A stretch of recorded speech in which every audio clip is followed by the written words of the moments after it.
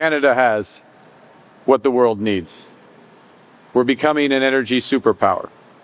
And the U.S. is harming themselves with these tariffs. Okay? It takes some time for that to filter through, just like it took some time for the impacts of Brexit to filter through. The United States is now signaling a significant shift in its trade policy, expressing a willingness to enter into negotiations with Canada to resolve the highly damaging tariffs on steel and aluminum. Welcome viewers to my channel. If you're new here, please subscribe, like my video, and turn on notifications so you don't miss our next update. These tariffs, which were initially imposed in March and then doubled in June by President Donald Trump, have had a devastating and widespread impact on metal producers and related industries in both countries. The official justification for the tariffs was based on national security concerns, with the U.S. government arguing that it needed to boost its own domestic production of these essential metals to reduce its reliance on foreign imports. This protective measure, however, has proven to be a double-edged sword, creating unintended and severe consequences for key American businesses.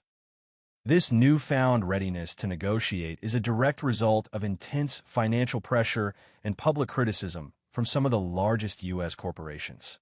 A prime example is Ford Motor Company, which reported that the tariffs resulted in a staggering $800 million in costs during its second quarter alone. A substantial portion of this financial blow was directly linked to the levies on Canadian steel and aluminum, highlighting the deep integration of the two nations' economies. The iconic Ford F-150 pickup truck, which is consistently one of the best-selling vehicles in the U.S., is constructed from military-grade aluminum sourced directly from Quebec, Canada. During a recent interview on CNBC, U.S. Treasury Secretary Scott Bessent acknowledged this specific issue, admitting that he believed the aluminum tariffs were hitting Ford particularly hard. Crucially, he stated that the U.S. would be negotiating with Canada on those, a clear indication that the administration is recognizing the painful, self-inflicted wounds of its trade policies and is actively seeking a more surgical, less destructive solution. This development suggests a potential strategic retreat from the broader, more aggressive trade stance previously adopted and a recognition of the value of a strong economic partnership with Canada. The widespread impact on industries and recent tariff adjustments. The financial and operational strain from these tariffs has resonated throughout various industries in both the U.S. and Canada, causing significant disruptions to their supply chains and overall financial stability. For instance, Canadian steelmaker Algoma Steel Group Incorporated is in a desperate situation, actively seeking approximately $500 million in funding from the Canadian government to stabilize its finances after more than 4 months of grappling with the U.S. tariffs.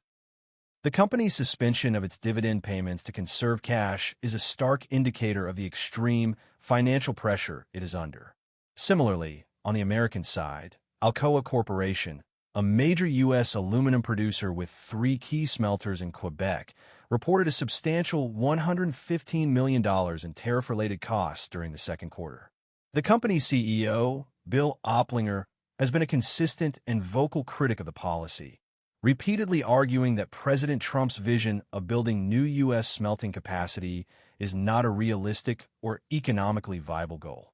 Instead, he has emphasized the profound and historically entrenched integration of the Canadian and U.S. aluminum industries, stating they are far too intertwined to be separated without causing significant and lasting harm to both.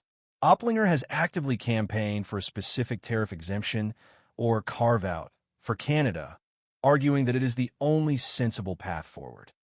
In separate but related trade developments, President Trump recently signed an executive order that increased tariffs on a list of Canadian goods traded outside of the United States-Mexico-Canada, USMCA, Free Trade Agreement. The new rate for these goods jumped to 35%, a significant increase from the previous 25%. While this order targets a different set of products and is separate from the metals tariffs, it highlights the continued and complex tensions in the trade relationship. It also demonstrates that while the USMCA covers the majority of trade, there are still ample opportunities for punitive measures to be applied to other sectors. Interestingly, there have been some signs of the Trump administration adopting a more flexible and less aggressive approach in other sectors. After initially threatening to impose sweeping levies on the entire global copper industry, he later limited the new tariffs to only some finished copper products, such as pipes, wires, and rods.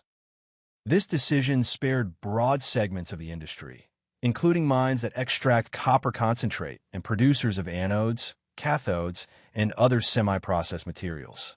Jim Ritchie, the owner of Vancouver-based metals distribution company Cascadia Metals Limited, described this strategic move as a net win for Canada, although he was quick to caution that American manufacturers would still face higher prices for the finished copper products, either because of the 50% tariff or increased domestic prices.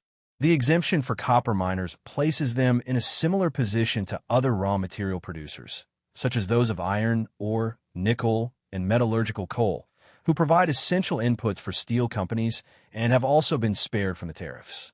This selective application of tariffs suggests a more nuanced, albeit still unpredictable, approach to trade policy.